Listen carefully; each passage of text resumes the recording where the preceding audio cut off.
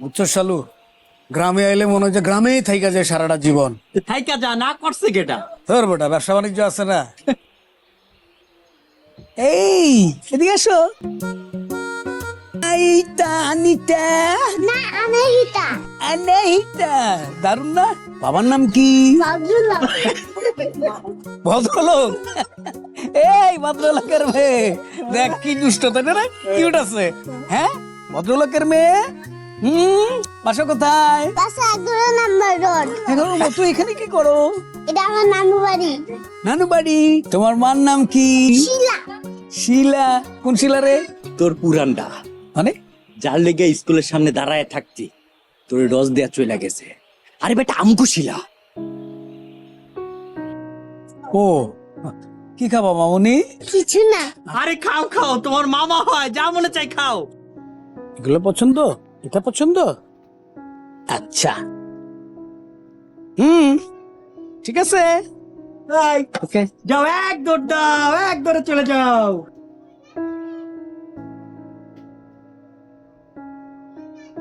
শিলাও বড় হয়ে গেল। কি কইতাছ?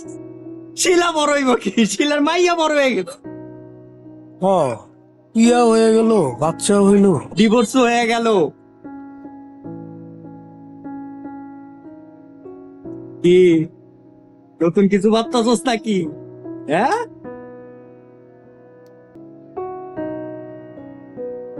ওই যে কি দুষ্টলা, কতবার পানিতে চুবাইছস, ঢিলা মাছ মাথায় পড়ছে।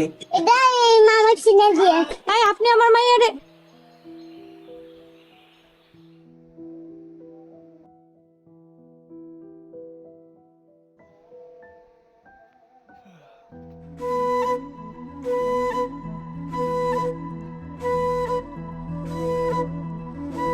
কেমন আছো? ভালো।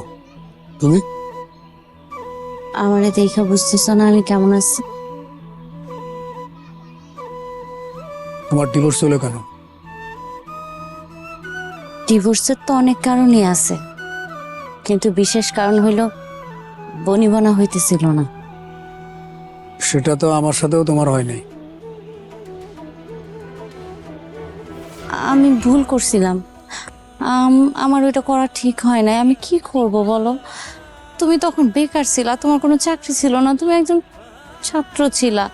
ওই দিক দিয়ে বাড়ি থেকেও এত প্রেশার দিতেছিল। দেখলাম ছেলেটা ভালো চাকরি করে, লোভে পড়ে গেছিলাম, লোভে পড়ে বিয়ে করছিলাম। আমি ভুল করছি, বুঝতে পারি নাই। এখন তো বুঝছো।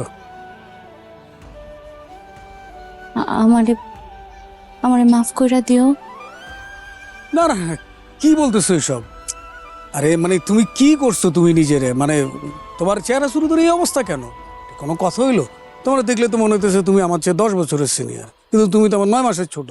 নিজের প্রতি যত্ন নাও, এখনো তো সবকিছু শেষ না, তাই না? জীবন তো এখনো পড়ে আছে নাকি? ভালো থাকো।